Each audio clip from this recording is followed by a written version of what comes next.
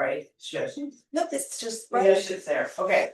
I chose that hymn today, so thank you all for indulging me. Yeah, thank you.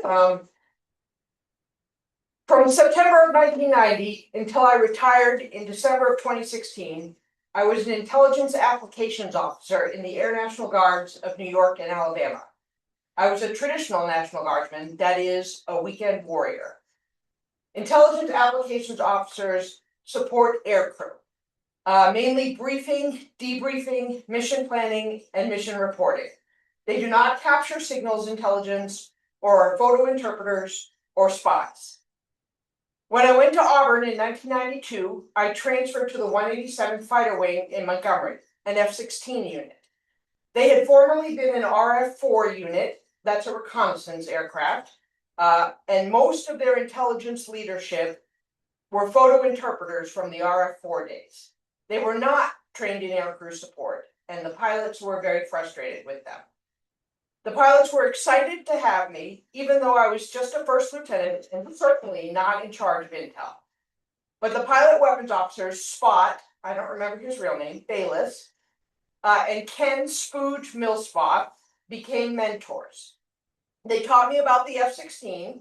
In New York, I had supported combat search and rescue, C-130s and Black Hawk helicopters, encouraged me to go to pilot academics, pointed out what was not applicable in the Intel section's threat of the day briefings, things like that. By 1996, I was a captain, and they decided I should go to the United States Air Force Weapons School. Weapons School is like Top Gun for the Air Force, except Top Gun is currently a 9-week course, while Weapons School is 6 months. And the Weapons School has intelligence as its own graduate division. At Top Gun, there are intelligence officers. I couldn't figure out from their website that they don't have their own class or division. They're somehow integrated in, and there's not as many of them as there were in weapons school or are in weapons school. USAF weapons school is highly competitive. I remember that they only accepted one intelligence officer from the Guard or Reserves in each 6-month class. And there had been a number of recent Air National Guard intel officers wash out or quit. The Air National Guard fighter community, specifically the units, did not want that stain on their reputation, so they were very careful about who was selected. They were wary that I was a weekend warrior, that I had 28 days each month to forget my training and experience, and they were concerned I wouldn't make it. I did not get accepted in 1996 for the 97 class. But the pilot weapons school graduates in my squadron, Spooge and Lou Beast Drumheller, were determined to get that expertise in their intelligence shop, and they started a rigorous spin-up training. They even sent me to Sheila Stella Jimenez in Tulsa, Oklahoma, and Greg Big Bird Miller in San Antonio, Texas. They were both full-timers, but very well-respected Air National Guard F-16 intelligence weapons school graduates. And they continued my spin-up and vouched that I would be a good candidate. I became a member of the intelligence division in the 98 Alpha class and left for Nellis Air Force Base, Las Vegas in January of 1998.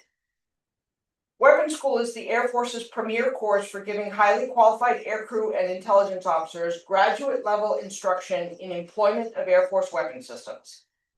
Graduates were expected to return to the force and supervise weapons and tactics shops, intelligence organizations, and planning cells from squadron level upward, serving as the commander's tactical or operational expert.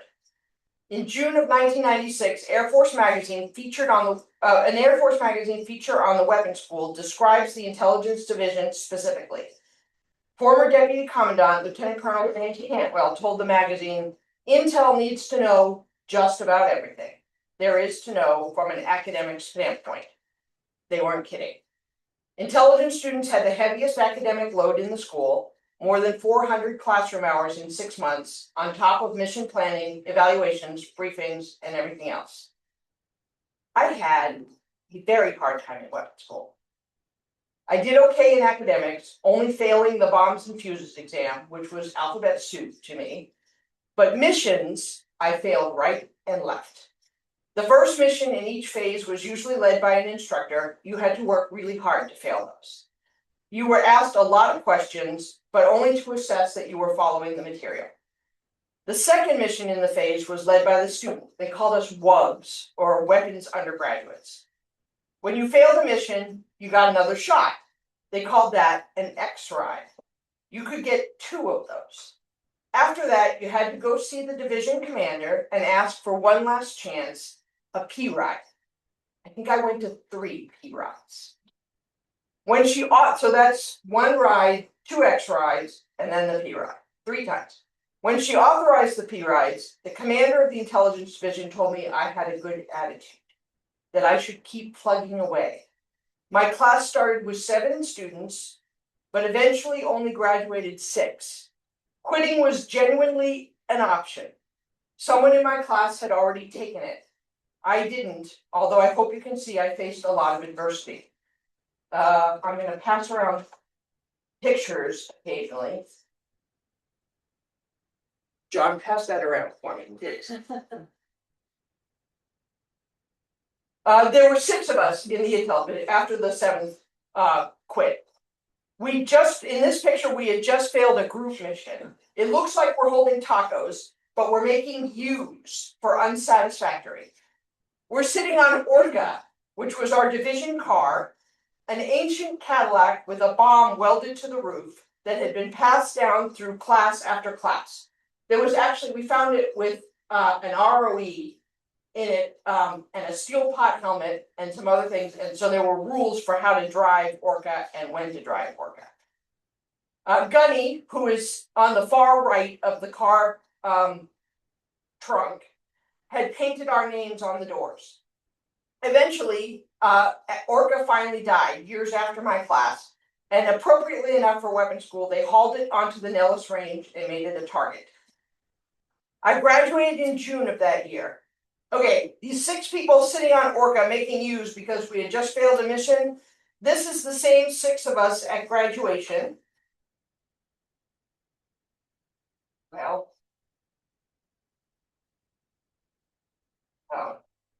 Yeah, you didn't graduate, did you? I did. I'll pass around that picture during circle time. In the graduation picture, we're standing in front of a giant version of the patch we finally earned. I was probably last in the intel division, but a patch wearer is a patch wearer. This is the patch. I'll show you on my uniform later the actual patch, but that's the sticker of the patch. They call weapons school graduates patch wearers because we get a distinctive patch to wear on our uniforms. The patch itself is almost obnoxious. A bright, big, yellow target that stands out spectacularly on woodland camouflage.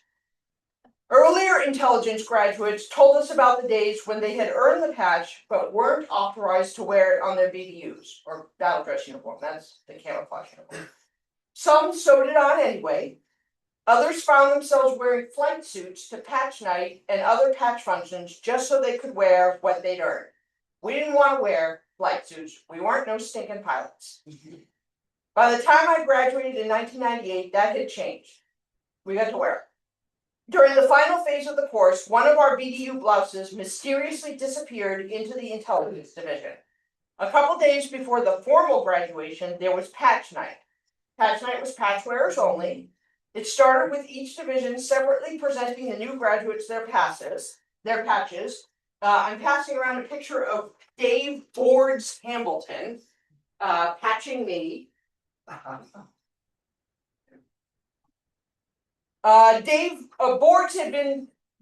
This is Dave Boards Hamilton, one of my instructors, putting my patched BDU blouse on me at patch night. Boards had been deployed for part of our class, but he came back and was my instructor for my first mission employment mission, which is the final phase of the class. We clicked. He was gregarious, like me. You'll hear his name again. Then everybody came together after the individual squadrons did and put patches on their graduates. We would come together again in the Nellis Officers Club. And it deteriorated significantly from there. I have pictures of that too. They're not flattering. That yellow target definitely stands out, and culturally everybody knows what it means. Yet the Weapons School Intelligence Division taught us to be humble, credible, and approachable. We were being taught that the person wearing that conspicuous symbol shouldn't behave conspicuously. I survived something brutally difficult, and then they handed me an obnoxiously visible symbol of expertise and taught me the responsibility accompanying it. When you're a weapons school graduate, you're in demand. We moved to Tullahoma in 1998, and I got a tenure track job at Marlow State Community College, but I quit it after a disagreement with HR about a deployment of mine. I became what is known as a guard bum. I made my living by accepting orders that had me work for the Air Force. I had a lot of contacts from weapons school, and I spent summers in England, Germany, and Hawaii on orders because those contacts were able to get me the days. Over the course of my guard career, I served 9 extended tours, including 2 wars and operations ranging from enforcing the Iraqi no-fly zones and NATO operations in the Balkans to homeland defense after 9/11. It's important to note that all these tours were voluntary, and most were with my squadron. Almost all these tours were voluntary. Most were with my squadron. We were deployed, the squadron, the F-16 squadron, deployed to what's called a unit task code. That is, we were deployed together. Even in those deployments, there were other intel officers in the wing who could have gone, but I always volunteered.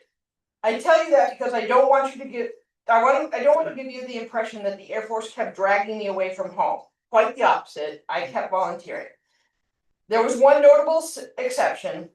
In 2001, I was not voluntarily deployed to the Combined Air Operations Center, or CAOC. The C combined means multinational, at Prince Sultan Air Base, also called PSAB, in Saudi Arabia in support of Operation Enduring Freedom, alone. I wasn't deploying with my people. In the CAOC, I was the Intelligence Duty Officer, or IDO, who was the liaison between the US-only Joint Intelligence Center and the building next door, the multinational CAOC. The 2 buildings at PSAB were right next door to each other. The IDO had a team of 3 to 4 enlisted Navy CCOs and Air Force ELINTers. Our job was to monitor highly classified, time-sensitive threat intelligence and get what the air crews needed to Kmart. Kmart was a pilot patchwear sitting beside us who was on the radio with AWACS. Those of you who are not Air Force savvy, AWACS is the big aircraft with the big radar on the top of it. It flies during operations, and it is in charge of directing and authorizing use of force and employment in the AOR. There were 2 IDOs. The other one was Chip, who had been in my class at weapons school. He's in this picture. He's the big guy on the left.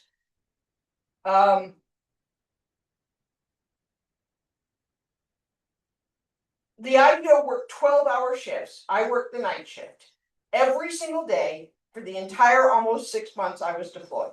I had 1 day off to get my hair cut because it was out of breaks.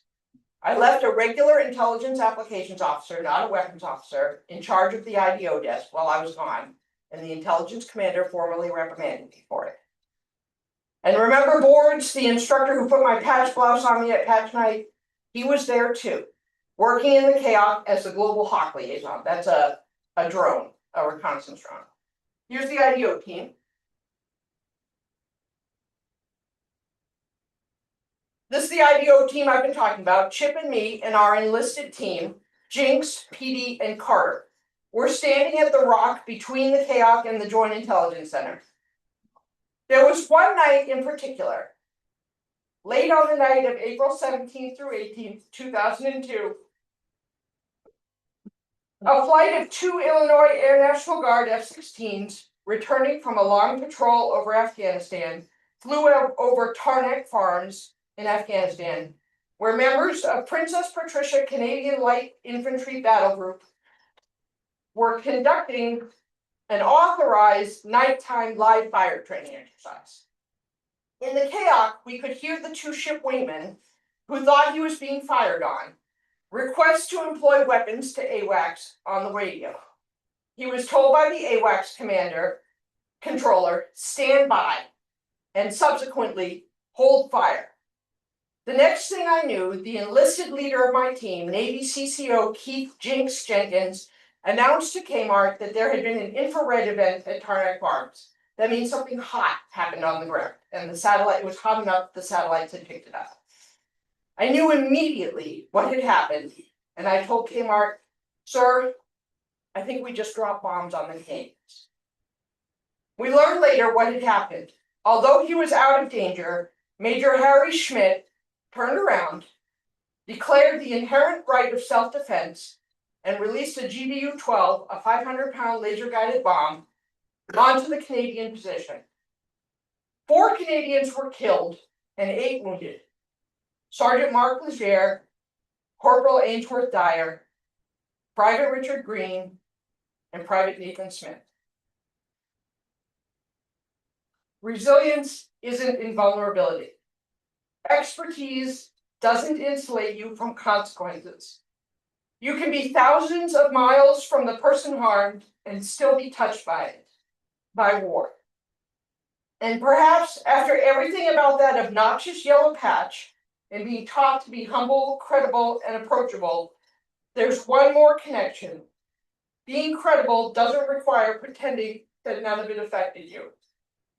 Other than Jinx, who was there with me that night, I don't think I've ever talked about this with anyone, not even my children, until now. At weapons school, resilience was keep plugging away. Fail the mission, take the X-Ride, fail again, face the P-Ride, walk back into the building tomorrow, eventually graduate. That's one kind of resistance. But perhaps the harder kind is realizing that resilience doesn't mean an experience leaves you untouched. Something can hurt you and remain with you, and you can still build a life after it. You can still serve, retire, begin another career, contribute to your community, and stand in front of your congregation decades later and talk about what happened. Thank you.